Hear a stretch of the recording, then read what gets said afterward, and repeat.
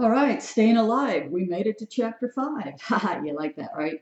You might look at the key terms handout and say, this is all there is to chapter 5. Man, chapter 5 is the most important chapter in this entire course. You have to get this material down. So what we did the last section was discrete probability distributions. Now we're going to look at a continuous. Okay, so you know what continuous variables are, right? Like your height, your weight. Don't you talk about my weight. Things you measure, okay? So this normal distribution, okay, so when you have data, and there's data underneath here, when you graph it, it gets this bell-shaped curve, and we call this a normal distribution. This is kind of a cool distribution because the mean, the median, and the mode are all equal. Think about it. If this curve is symmetric, and it is, meaning if I cut it in half, half the data is on one side, half the data is on the other side, then the median makes sense, right? The mode, the highest value, the most frequent value, so that makes sense. And then in this case, our mean is going to be right down the middle as well. All right, so it is very important you understand this is symmetric, because when you get to reading a table, which you will, on probabilities, you have to understand it's symmetric. One thing to understand also is all this area underneath this curve. If you've had any calculus, you actually find area underneath the curve with integration, but we don't get all crazy like that in here. We look things up in a table, but this total area is 1. That makes sense. Why?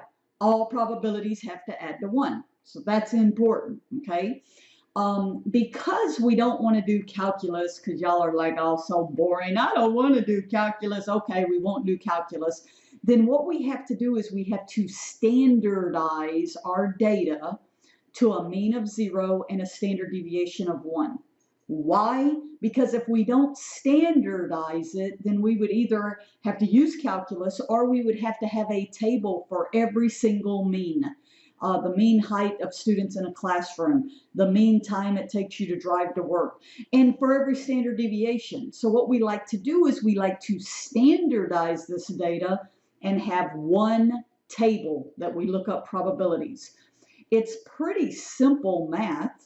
Okay, to standardize, you take your data value, x, minus the mean, and divide by the standard deviation. That's it.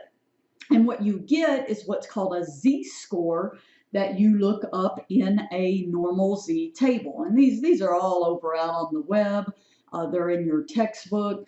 I never can keep up with one, so I always just go grab one out on the web. This is the one I have linked in your classroom.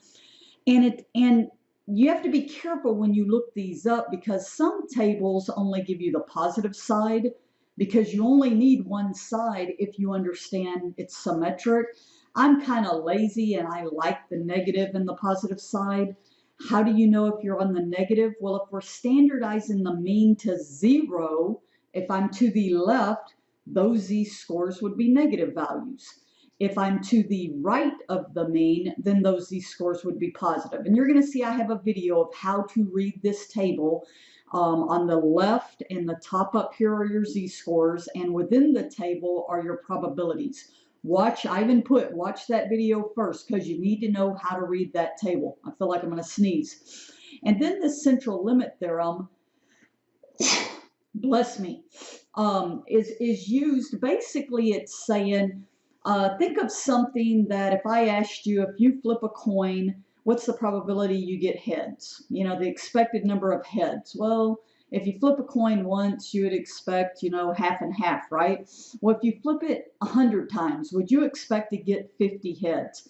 Well, probably not, right? Unless you got a really good flipper. But as that value, the number of flips, your sample size gets large, okay, then what happens is you do get closer to that 50%.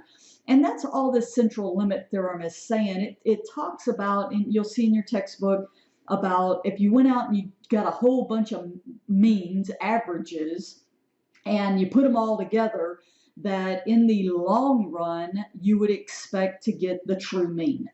So what we do is, notice this formula looks just like the other one. We just divide off that sample size, the square root of it. Remember, n, okay, you got these symbols down, right? X, your random variable, mu, your population mean, or it could be a sample mean, sigma or S, your standard deviation, and then N, your sample size. And so you'll know when to use this because they'll give you a sample size. So what they're doing, they're dividing the standard deviation by the square root of your sample size. Think about it. If you're dividing it, it's making it smaller so that spread, you don't have such a big spread, okay, of your data. All right, so I'm going to guess this is probably going to be the section I have the most questions. Be sure and watch all my videos. Get reading the table down first. Practice reading the table. I know this sounds weird. Read the table. You got to understand how to read the table to look up probabilities. All right, let's have a great chapter 5.